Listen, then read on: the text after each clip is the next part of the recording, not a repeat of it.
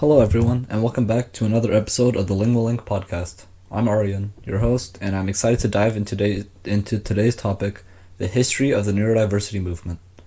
If you've ever wondered how the neurodiversity went from a concept to a movement that's reshaping our world, this episode is for you.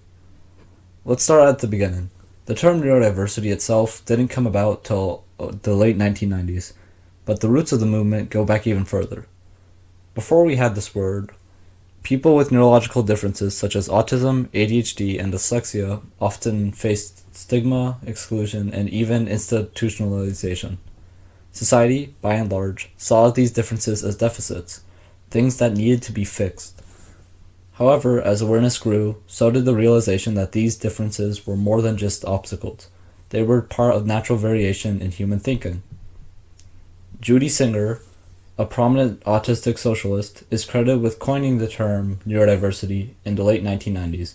Her idea was simple but powerful. Just as biodiversity varies in the natural variety of life on Earth, neurodiversity describes the variety of human brains. Rather than seeing neurological differences as disorders, Singer argued that we should view them as part of human diversity, with unique strengths and perspectives.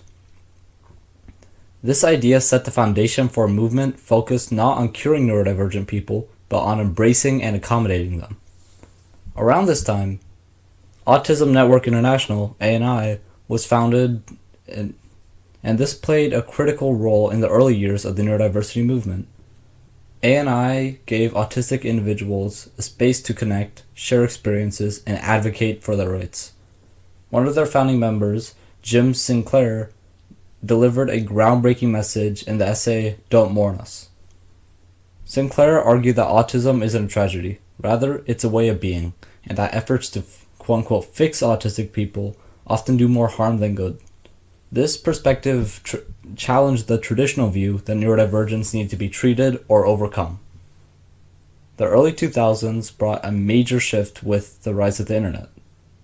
Online platforms allowed neurodivergent individuals to connect globally and form communities where they could discuss experiences without judgments.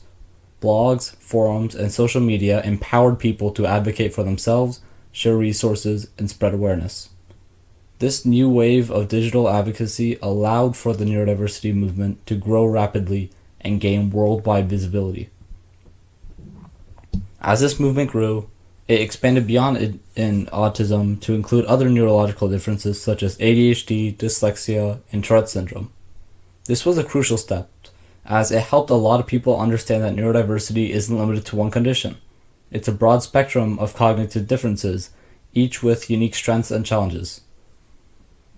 And around this time, the term neurodivergent became an umbrella term that many people could relate to, and emphasized the idea that there isn't just one quote-unquote right way to think, learn, or experience the world.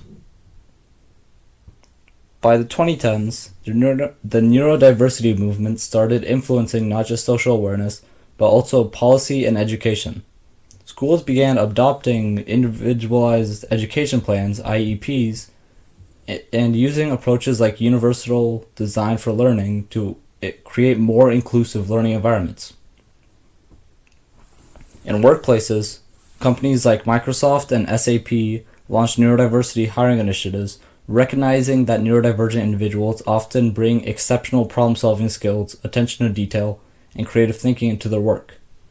These changes marked a turning point, showing that neurodiversity could be, and where it became more widely recognized that neurodiversity could be an asset rather than just a limitation. However, it's worth noting that not everyone agrees with the neurodiversity movement's perspective.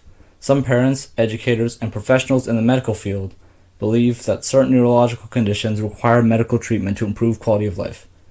This viewpoint argues that while acceptance is essential, so is providing treatments or therapies to support individuals who might experience significant challenges due to their neurodivergence. The neurodiversity movement continues to navigate this tension, advocating for a balance between support and acceptance. Today, the neurodiversity movement is stronger than ever and also more inclusive than ever. It has broadened to consider the intersectionality of neurodivergence with other identities such as race, gender, and socioeconomic background. It's no longer just a Western movement. Advocacy for neurodivergent rights is spreading worldwide with efforts to raise awareness and challenge stigma in countries with diverse cultural perspectives. As I look to the future, I see the neurodiversity movement continuing to challenge stereotypes, shape policies, and advocate for a society where neurodivergent people are not just accepted, but truly valued for who they are. At LinguaLink, we've committed to this vision too. Through awareness, education, and technology, we're working to bridge communication gaps and create a world where everyone feels they belong. Thank you so much for tuning into today's episode. If you found this history of neurodiversity movement inspiring, consider sharing it with someone else who might benefit from learning about it. As always, if you'd like to dive deeper, check out our blog and resources on LinguaLink-WA.org, link in the description. Until next time, let's keep learning and building a more inclusive world together. Thank you.